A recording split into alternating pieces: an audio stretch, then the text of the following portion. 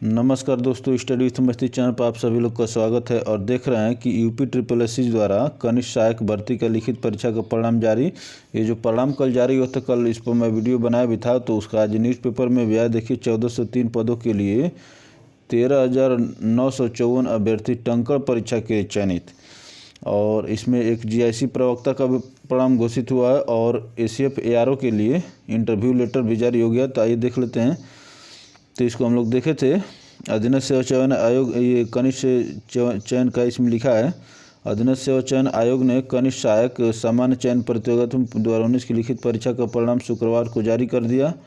कनिष्ठ सहायक के 1403 पदों के सापेक्ष इतने अभ्यर्थियों ने अगले चरण के लिए टंकण परीक्षा के लिए और घोषित किया गया। आयोग के चेयरमैन प्रवीण कुमार की अध्यक्षता में शुक्रवार को बैठक हुई। इसमें कनिष्ठ सहायक की लिखित परीक्षा का परिणाम जारी करने का फैसला। इसी के साथ आयोग ने लंबित लिखित परीक्षाओं के परिणाम घोषित करने का काम पूरा कर लिया। आयोग के सचिव आशुतोष मोहन अग्निहोत्री ने बताया कि परिणाम आयोग की वेबसाइट पर अपलोड कर दिया, अभ्यर्थी देख सकते हैं। परिणाम से संबंधित कटाव भी जारी कर दिया गया है। अभ्यर्थियों को टंकण परीक्षा के संबंध में वेबसाइट के माध्यम से अलग से सूचित किया जाएगा। और अगली खबर यह है, इसी में देख रहे हैं कि लोक सेवा आयोग ने राजकीय इंटर कॉलेजों में प्रवक्ता रसायन विज्ञान के 25 पदों का परिणाम घोषित कर दिया है। शुक्रवार को आयोग की ओर से जारी परिणाम में 11 पदों पर अनारक्षित, 7 पदों पर ओबीसी एवं एससी अभ्यर्थियों का चयन हुआ। तो ओबीसी और एससी के 7 विद्यार्थियों का चयन 7 14 और 11 25 हो गया। अब देखिए एसीएफ आरएफओ के इंटरव्यू लेटर जो 13 अप्रैल से शुरू होने वाले हैं, तो उसका भी मुख्य परीक्षा में सफल अभ्यर्थियों का साक्षात्कार 13 अप्रैल को होगा। आयोग की ओर से साक्षात्कार के लिए अहर अभ्यर्थियों के इंटरव्यू लेटर वेबसाइट पर अपलोड कर दिया गया है। अभ्यर्थी अपने साक्षात्कार पत्र वेबसाइट से अपलोड कर सकते हैं। तो ये 3 खबर थी जो आपसे जुड़ी हुई थी, बहुत महत्वपूर्ण खबर। चलिए अगली खबर पर चलते हैं दोस्तों। ये देखिए, कांस्टेबल जीडी 2020 भर्ती के लिए आवेदन मई के पहले सप्ताह में। ये भी खबर बहुत समय से चल रही, 40,000 भर्ती के लिए। अब इसका भी फाइनली सब कुछ फाइनल मोड में है। देखिए, कर्मचारी चयन आयोग की ओर से केंद्रीय सुरक्षा बलों के लिए कांस्टेबल जीडी भर्ती परीक्षा 2020 के लिए नोटिफिकेशन मई के पहले सप्ताह में आएगा। कांस्टेबल जीडी भर्ती 2020 के लिए इससे पहले 25 मार्च को विज्ञापन की तिथि तय की गई थी। भर्ती परीक्षा के तहत सीएपीएफ, एनआईए, ये सब जो है असम राइफल के पदों पर भर्ती की जाएगी। आयोग की ओर से अब की बार 40,000 से अधिक पदों पर भर्ती की संभावना है। तो इसके लिए भी आप लोग तैयार रहिए। चलिए दोस्तों अगली खबर पर चलते हैं। अगली खबर कल राज्य सरकार की तरफ से कल एक नोटिस सर्कुलेट हुई थी कि प्रयागराज समेत सर्वाधिक संक्रमित 4 जिलों में 50% कर्मचारी ही आएंगे दफ्तर। 50% कर्मी वर्क फ्रॉम होम रहेंगे। सरकारी व निजी कार्यालयों के लिए आदेश जारी। तो ये जो है कोरोना को देखते हुए सब सूचनाएं चल रही हैं। कहने का मतलब कि कोरोना की दूसरी लहर और भी तेज़ हो रही है। पहली वाली खबर लहर से बहुत तेज़ है। तो इसमें सब कुछ लिखा हुआ है। चलिए अगली खबर पर चलते हैं। अगली खबर यह है कि मथुरा के पॉलिटेक्निक में 9.62 करोड़ का छात्रवृत्ति घोटाला। इसमें देखिए क्या लिखा हुआ, लखनऊ की खबर है। मथुरा के निजी पॉलिटेक्निक में 9.62 करोड़ रुपए से ज़्यादा का छात्रवृत्ति घोटाला पकड़ में आया है। बिना मान्यता के संस्था व पाठ्यक्रम और डुप्लीकेट छात्र दिखाकर यह भारी भरकम राशि हड़पी गई। इसके लिए संबंधित संस्थान डीआईओएस, जिला समाज कल्याण अधिकारी और पटल सहायक जिम्मेदार ठहराए गए हैं। यह जांच समाज कल्याण निदेशालय ने कराई थी। रिपोर्ट शासन को भेज दी गई है। इसमें कहा गया है कि इन संस्थानों ने स्वीकृत सीट से अधिक पर छात्रों को प्रवेश दिलाकर इतने लाख रुपए, डुप्लीकेट छात्र दिखाकर इतने लाख, मान्यताविहीन संस्थाओं पाठ्यक्रम में इतने लाख और पाठ्यक्रम की ब्रांच में मान्यता न होने पर भी इतने लाख रुपए लेकर गबन किया। इनसे वसूली की सिफारिश भी की गई है। तो ये एक तरफ तो देखा गया कि कहने का मतलब कि जो जेन्युइन छात्र हैं उनके फॉर्म में वो रिजेक्ट कर दिए गए थे छात्रवृत्ति के। और ये दूसरी तरफ ये आया कि छात्रवृत्ति का घोटाला, ये दोनों ही कंट्राडिक्ट करें, जिनको मिलना चाहिए उसको छात्रवृत्ति मिल नहीं रही है और इधर से दूसरी तरफ से घोटाला हो रहा है। छात्रवृत्ति विद्यार्थियों को न मिलने में स्कूल वालों का भी उतना ही हाथ है, क्योंकि वो अपने निजी स्वार्थ के लिए और विद्यार्थियों को परेशान करने के लिए विद्यार्थियों का समय पर सब कुछ डॉक्यूमेंट जमा करवाते ही नहीं हैं। चलिए दोस्तों अगली खबर पर चलते हैं। ये सब ठीक नहीं है। अगली खबर है कि 31 MBBS छात्रों को परीक्षा देने से रोका। अब आइए देख लेते हैं क्या कारण है। राम मनोहर लोहिया आयुर्विज्ञान संस्थान का मामला, छात्रों का आरोप हाजिरी कम होने से किया वंचित। आप जानते हैं कि एक नियम है, लेकिन देख लेते हैं ऐसा नहीं होना चाहिए। राम मनोहर लोहिया आयुर्विज्ञान संस्थान के MBBS 2017 के 17 बैच के 31 छात्रों को फाइनल परीक्षा से वंचित करने से नया बवाल खड़ा हो गया है। छात्रों का आरोप है कि उन्हें हाजिरी कम होने की वजह से कॉलेज प्रशासन ने फाइनल प्रोफेशनल परीक्षा से वंचित कर दिया है। वहीं संस्थान प्रशासन का कहना है कि विद्यार्थियों ने इंटरनल असेसमेंट तथा नियमों के हिसाब से परीक्षा देने से रोका गया है। इंटरनल असेसमेंट तथा नियमों के हिसाब से परीक्षा देने से रोका गया है। लोहिया संस्थान में वर्ष 2017 बैच के कुल 141 विद्यार्थी हैं। परीक्षा देने से रोके गए विद्यार्थियों का कहना है कि प्रथम बैच होने की वजह से उन्हें तमाम दुश्वारियां एवं असुविधाओं का सामना करना पड़ता है। कॉलेज प्रशासन की तरफ से कोई सहयोग नहीं मिलता है। कोरोना की वजह से छात्रों की प्रयोगात्मक कक्षा एवं पोस्टिंग लंबे समय से बंद चल रही थी, बावजूद उन्हें परीक्षा से वंचित कर दिया गया। यह बात जब छात्रों ने प्रशासन से पूछी तो जवाब देने की बजाय उन्हें भगा दिया और फेल करने की धमकी दी गई। छात्रों के अनुसार ऐसा ही मामला एम्स गोरखपुर का आया था, जिसमें कम उपस्थिति के कारण छात्रों को परीक्षा से रोका गया था। बाद में छात्रों ने सुप्रीम कोर्ट का दरवाज़ा खटखटाया, जहां न्यायाधीश ने छात्रों के पक्ष में फैसला सुनाते हुए एम्स गोरखपुर को दोबारा परीक्षा कराने के निर्देश दिए थे। तो परीक्षा कोशिश करना चाहिए कि बहुत अगर एडवर्स सिचुएशन ना हो तो परीक्षा से किसी को नहीं रोकना चाहिए। चलिए दोस्तों अगली खबर पर चलते हैं। इसी में देख रहे हैं कि IPL भी चल रहा है। तो RBC की अंतिम गेंद पर जीत। देखिए मुंबई के 2 विकेट से हराया, हर्षल ने लिए 5 विकेट। तो इसको भी इंजॉय करते रहिए। IPL चल रहा है कोरोना काल में।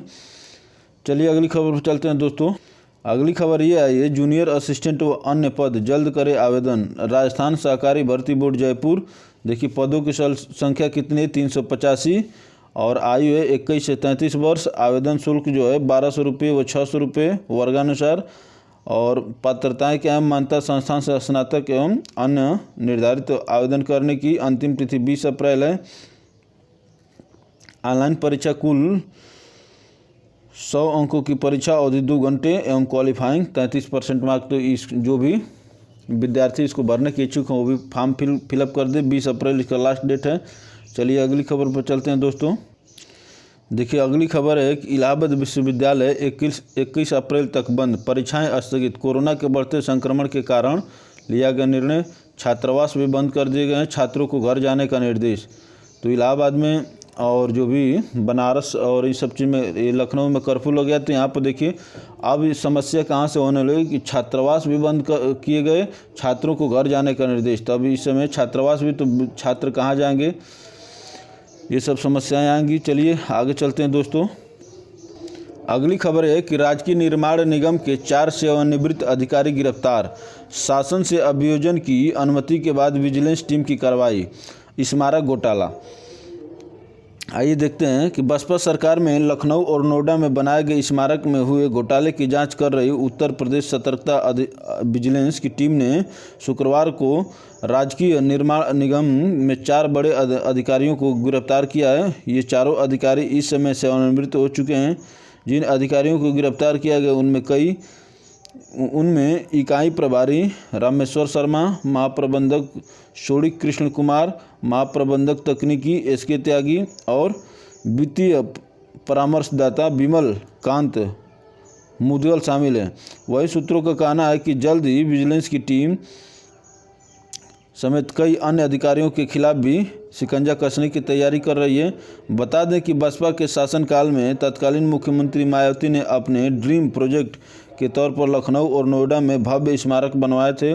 वर्ष 2007 से 12 के बीच बसपा के शासनकाल में कई पार्कों और मूर्तियों का निर्माण कराया गया। इसी दौरान लखनऊ और नोएडा में 2 ऐसे बड़े पार्क बनवाए गए जिनमें तत्कालीन मुख्यमंत्री बसपा संस्थापक कांशीराम और भारत रत्न बाबा साहब भीमराव अम्बेडकर के अलावा पार्टी के चुनाव चिन्ह हाथी की सैकड़ों मूर्तियां लगवाई गई थीं। स्मारक के निर्माण में बड़े पैमाने पर हुए घोटाले की शिकायत तो तत्कालीन लोकायुक्त जस्टिस एन.के. मेहरोत्रा ने जांच कर रिपोर्ट सरकार को सौंपी थी।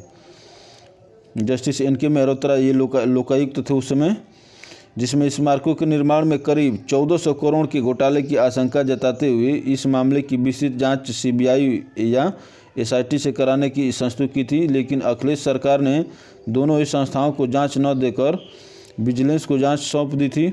इसके बाद विजिलेंस ने गोमती नगर थाने में मुकदमा दर्ज कराने के बाद जांच तो शुरू की, लेकिन जांच इतनी धीमी गति से चलती रही कि सपा शासन काल में कोई प्रगति नहीं हुई। हालांकि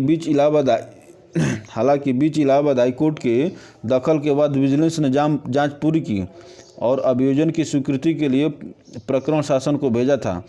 शासन से अभियोजन मिलने के बाद से विजिलेंस टीम इन सभी अधिकारियों को तलाश रही थी। गिरफ्तार करने के बाद सभी को कोर्ट में पेश कर दिया गया। तो ये बहुत बड़ी कार्रवाई है। अब देखना कि जो सत्य होगा वो सामने आएगा। मायावती सरकार में लखनऊ और नोएडा में बने थे स्मारक, अरबों रुपये का हुआ था घोटाला। यह था मामला। दोनों शहरों के पास इलाके में बनाए गए स्मारकों के पत्थरों की ढुलाई के नाम पर करोड़ों रुपए खर्च दिखाने के साथ बाजार दर से काफ़ी ऊंचे दाम पर पत्थर मंगवाए गए थे। इसी प्रकार पत्थरों को कागज़ में राजस्थान से ले जाकर तराशने और कटिंग कराना दिखाया गया था, जबकि ये काम मिर्ज़ापुर में ही मशीन लगाकर हुई थी। खनन नियमों के खिलाफ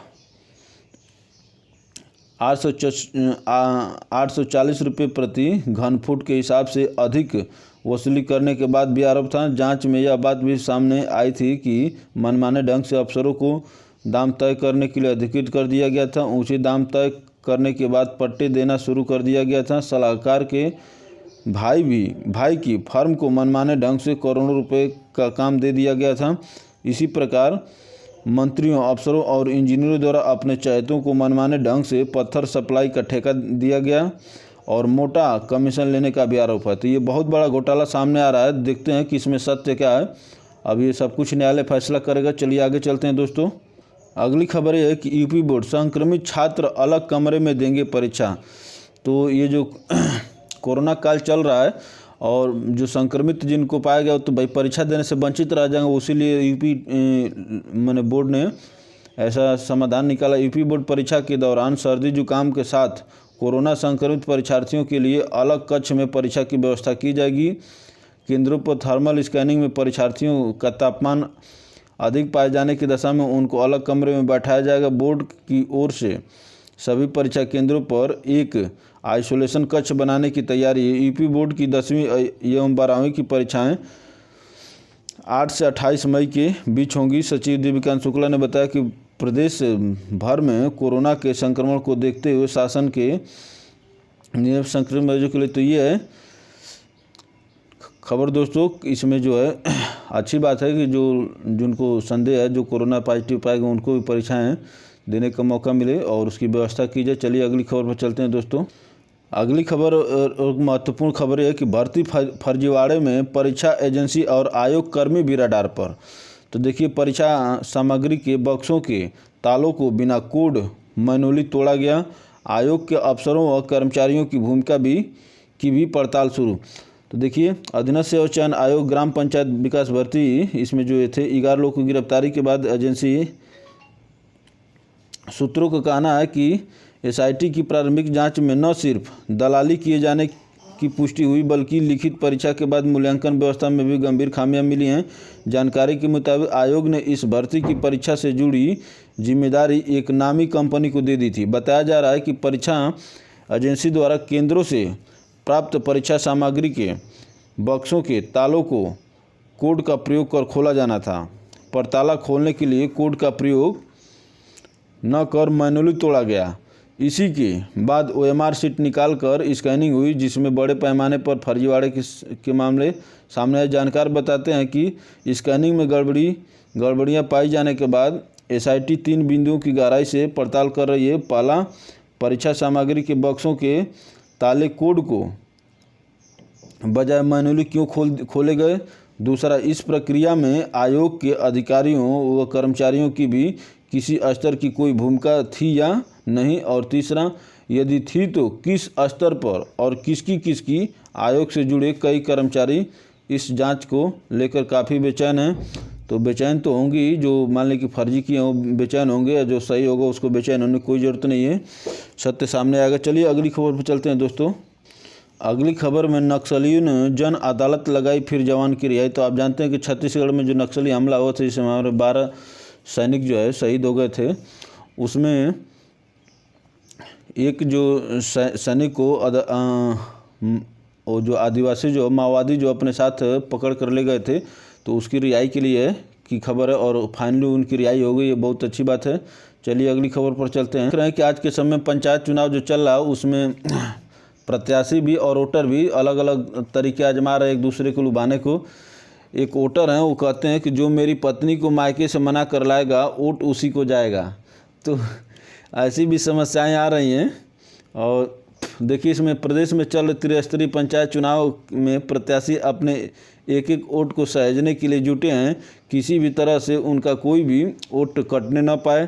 प्रत्याशी जब वोटरों के पास जाते हैं तो कभी कभी वोटरों के अजीबोगरीब मांग से उनका दिमाग चकरा जाता है। अब देखिए, चकराने लायक तो बात है ये है। कुछ ऐसा ही नज़ारा यहाँ के रहीमाबाद क्षेत्र के रामनगर गांव निवासी राधे के पास हुआ। राधे के घर जब एक प्रत्याशी वोट मांगने पहुंचा तो उसने एक उम्मीदवार के सामने यह शर्त रख दी कि जो मेरी पत्नी को मायके से मना कर घर लाएगा, वोट मेरा उसी को जाएगा। राधे की पत्नी किसी बात पर झगड़ा करके 6 माह पहले रूठ कर घर से अपने मायके चली गई है, जिससे राधे बहुत परेशान है। राजधानी लखनऊ के सटे रहीमाबाद इलाके के रामनगर गांव निवासी राधे की ये बात सुन करके थोड़ा सा हंसी भी आ रही है, लेकिन देख लीजिए, पति झगड़ा करके मायके चली गई राधे के काफ़ी प्रयास के बाद भी मायके से वापस नहीं लौटी राधे। इधर राधे उसे लाने के लिए तरह तरह की तरकीब जुटा रहा है। इसी बीच तो ये सब तरकीब है। चलिए आप लोग भी आनंद लीजिए। फिर मिलते हैं अगली खबर पर दोस्तों, अगली वीडियो में मिलते हैं। तब तक के लिए धन्यवाद। वीडियो अगर अच्छी लगे तो लाइक करके शेयर करिए ताकि आपको दूसरे मित्र तक भी पहुंचे, और सब्सक्राइब करिए ताकि आपको हर एक वीडियो को नोटिफिकेशन मिलता रहे। तो आज के लिए इतना ही दोस्तों, धन्यवाद। फिर मिलते हैं अगली खबर में।